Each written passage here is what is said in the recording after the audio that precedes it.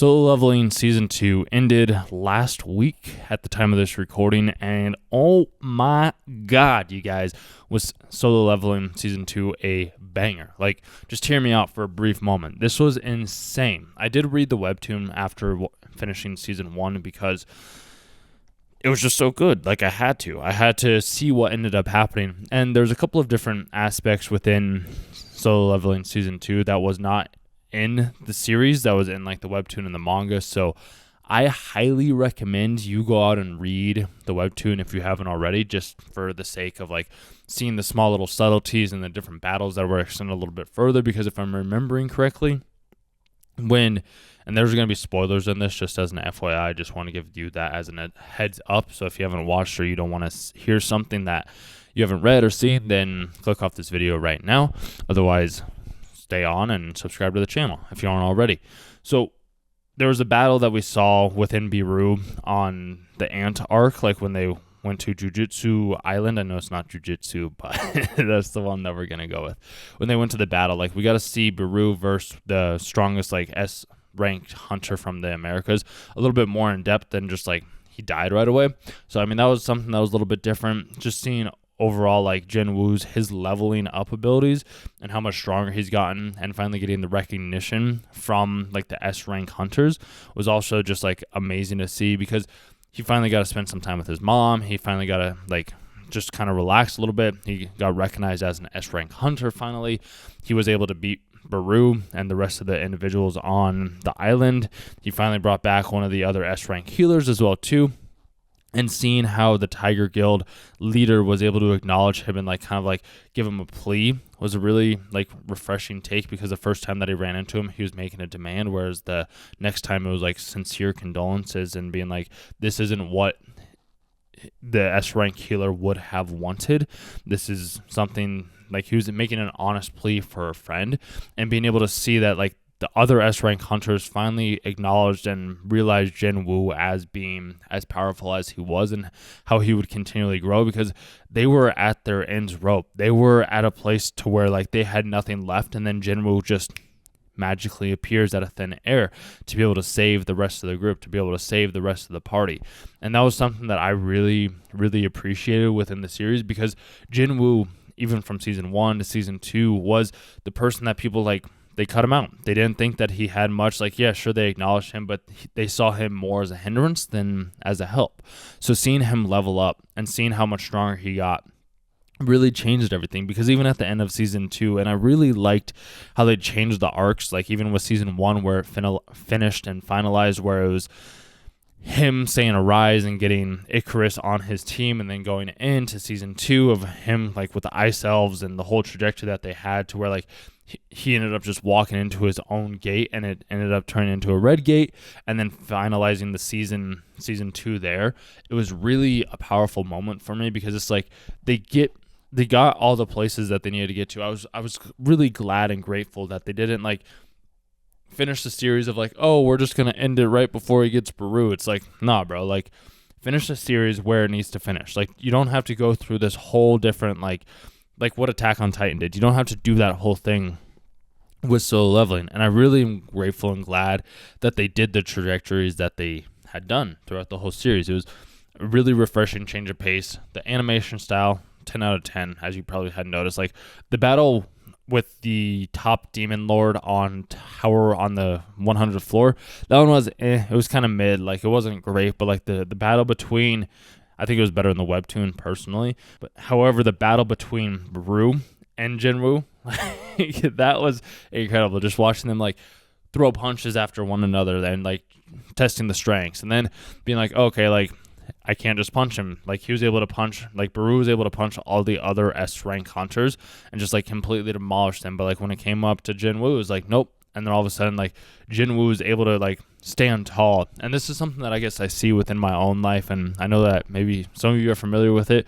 With this channel, is like, let's relate some of the real life aspects, let's relate some of the anime aspects to our real life.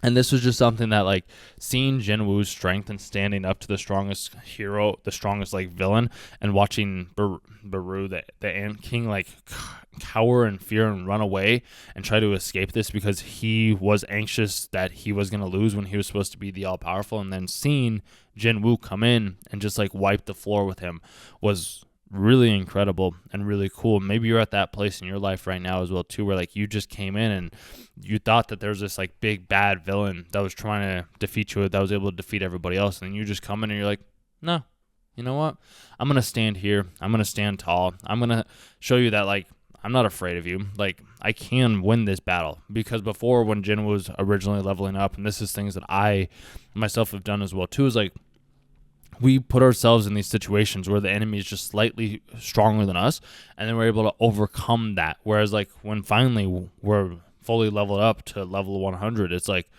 we can stand up against these like harder foes without batting an eye. And it's like, you know, I can defeat you. I got this. And that's why when Baru at the end finally like calls in all the other ant swarms, that's when Jin was like, his army's finally released. He understands that like I can do this. And this is the different trajectories that I have liked throughout the series, was you'd see certain elements, certain aspects where Jinwoo would use his shadow army, and then there'd be other times where it's like, no, he's just going to go and he's going to fight it himself because he is the general, he is the creator, like he still wants to have. And this was the first enemy, the strongest enemy that he's had so far, where he didn't have to use his shadow army. He was able to defeat Baru without having to do anything. Like he was able to just defeat him of his own free accord, and that was it. And that's why I really liked Baru at the end, where he was like, you know, I'm really glad, I will happily serve you even though you did defeat me, because you're allowing me to live again. A lot of the times, and we find this out a little bit later in the series, where some people, it's like they don't want to initially have to live again. And that's why what we talked about with like the S-rank healer, like he didn't want to have to live again. He wanted to be released back into like the void to where he didn't have to necessarily be there.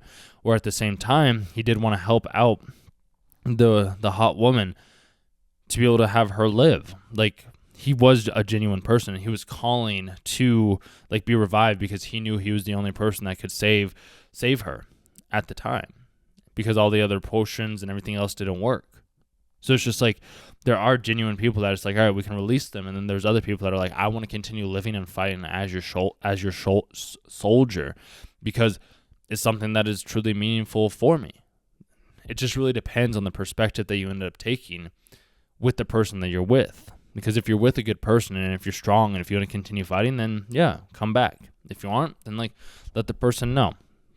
Let them know that it's time to go. Let them know that you were never somebody that wanted to fight in the first place. But if you're somebody that does want to fight and you want to continue to level up, then continue to level up. It comes down to what is your perspective? What is your view? What is the thing that you yourself want to achieve in this world? Because if you want to keep getting stronger, keep getting stronger. If you want to keep growing, keep growing. Something that I continually do. I also do give myself time to like rest and relax and like take a moment just to breathe. Kind of like Jinwoo did before he had to go back into the battle, because he didn't want to have to intervene in something that the other S-rank hunters were already taking a part of, that they needed to finish on their own. However, as soon as he realized that they couldn't defeat the island on their own, that's when he jumped in. That's when he came in. And that's what I am to do as well too, is when you need me, I'm here. If not, no worries. You do what you got to do. But like whenever you need me, just give me a call. Let me know. I'm here to help in the best ways that I can, because I'll be like Jinwoo for you. I'll be the one that I'll let you fight your own battles until you need somebody to step in and help you. When that moment comes, I've got you. So I'd love to know your thoughts on solo leveling so far, because I thought it was amazing. The animation, the story, everything up until this point, incredible. If you haven't read the webtoon, highly recommend reading the webtoon, because it's 10 out of 10, and you'll be able to get a little bit of a different perspective and maybe pick up on some parts that were missed in the anime. Other than that, I'm waiting for season 3 for if we do get one, and I'll chat with you guys in the next video, whenever that may be. So thank you for watching.